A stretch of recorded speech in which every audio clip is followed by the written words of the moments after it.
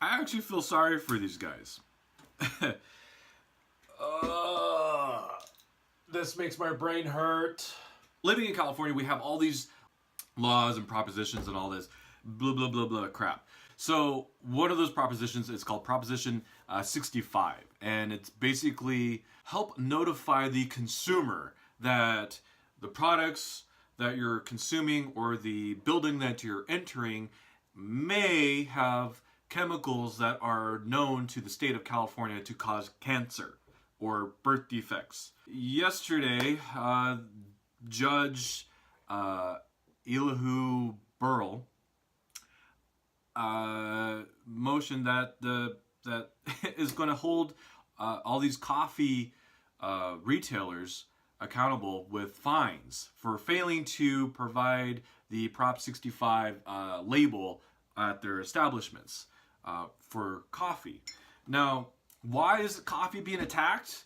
It's because this nonprofit organization, from what I'm gathering here so far, they are accusing Starbucks and 10 other major retailers that they have failed to comply with the Proposition 65 and not putting coffee under that label or whatever. The big question is why, how, and why is this all of a sudden coming up? And what makes drinking coffee run you the risk of getting cancer? Well, before you flip out and like throw away your Starbucks cup or your mug across the table and dispose all your coffee machines and etc., just bear with me for a second, okay? Acrylamide. Have you heard of it? Me neither. According to the cancer.gov, what is acrylamide? Acrylamide is a chemical used primarily to make substances called polyacrylamide and acrylamide copolymers. Polyacrylamide and acrylamide copolymers are used in many industrial processes, such as the production of paper, dyes, and plastics, and in the treatment of drinking water and wastewater, including sewage. They are also found in consumer products such as caulking, food packaging, and some adhesives. Acrylamide is also found in some foods. It can be produced when vegetables that contain the amino acid asparagine, I think that's how you pronounce it, asparagine, such as potatoes are heated to high temperatures in the presence of certain sugars. It is also a component of tobacco smoke. What they're saying is that green coffee, after it's harvested, dried, or whatever, we roast it, and during the roasting process, the sugars and the starches that are present in the coffee bean itself, acrylamide is an unfortunate byproduct. According to the Washington Post, they state, according to the American Cancer Society, studies have found that acrylamide increases the risk of cancer in rats and mice when the chemical is placed in the animal's drinking water at doses 1,000 to 10,000 times higher than the levels people might be exposed to in foods. So again, they're making this presumption that acrylamide is going to cause cancer because they are just putting an insane amount of shit in these rats and mice's water. Well, no kidding. You do that to anyone, anything, any living thing, it's going to fuck people up. You foul someone's water supply. Okay, we're all made of water, and it's gonna mess you up. But it says 1,000 to 10,000 times the amount that you would ever be exposed to through food. Okay, so to me that is to label coffee under that is ridiculous. In all honesty, you are more likely to get cancer and other diseases, diabetes, and all that crap from the shit that you put in your coffee or the artificial flavors that are in coffee. Like caramel toffee flavor that you buy on the shelf, flavored coffee, that has more toxins that will cause cancer than the actual coffee in itself.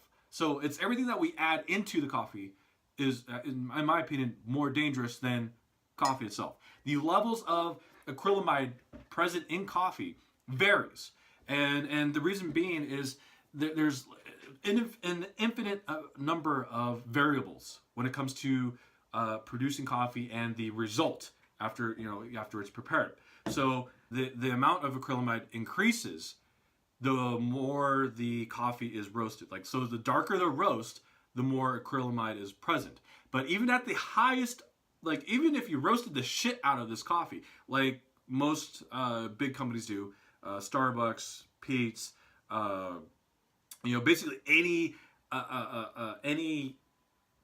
coffee that you buy at the grocery store, if it's not from a local craft, local roastery, they roast the shit out of it. It's going to be a dark to a very dark roast. So even at the shittiest, like if you got the shittiest of the shit coffee and drink a pot of that every day, you're still not going to get cancer from coffee because the levels of acrylamide is so insignificant. It's not even going to come close to what these assholes were doing to the rats and mice, putting acrylamide in their water. And my point is, whatever coffee that you're drinking right now, just enjoy your coffee. And that this scare is in all honesty, from what I'm seeing, they're throwing out fines. Like if it would be one thing if the if the system said, okay, so Starbucks, Pete's, and Dunkin' Donuts, 7-Eleven, all you other guys that haven't put coffee under the Proposition 65 label, like you have up until this date to to be compliant. From there on, then we will fine the shit out of you for not complying. So according to Reuters, the lawsuit was filed in 2010 by the Council of Education and Research on Toxics. It calls for fines as large as $2,500 per person for every exposure to the chemical since 2002. $2,500 for every person that was potentially exposed to the chemical since 2002 at the defendant's shops in California. Any civil penalties, which will be decided in a third phase of the trial, could be huge in California, which has a population of nearly 40 million people. So, this can cost these companies billions of dollars, and some of these companies, this might end them. This is where I get a little concerned and say, hey, what the fuck? What is going on here? There's another agenda, in the works. In my opinion, that is bullshit. These companies should not be held. In my opinion, they didn't do anything wrong. As much as I don't like Starbucks coffee, they didn't do anything wrong here. Again, coffee, the only reason that they brought this up is that there's detectable levels of acrylamide after roasting coffee.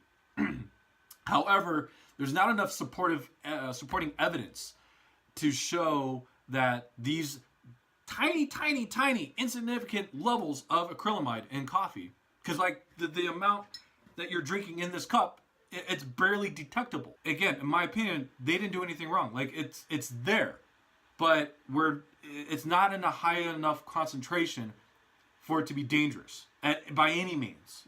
No person on this planet can drink enough coffee to kill themselves. It's impossible. Your body will it eliminates the water content, the coffee content naturally.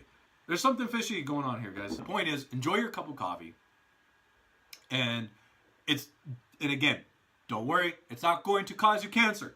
Okay? There's just some assholes in California. We're just populated with a bunch of snowflakes that anything, just looking at a flower, offends us. Just to be clear, okay?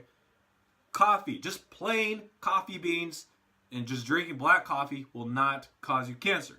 Everything else that you put in there, however, may, depending on what you're putting in there. If it's, sugar, artificial sweeteners, those are the worst. Coffee itself won't cause you cancer. The shit that you put in it may. or has more potential causing cancer than coffee itself. So drink up. Happy Friday. See you next time.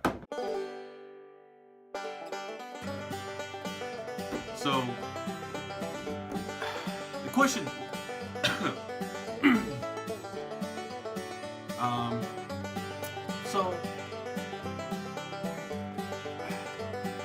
so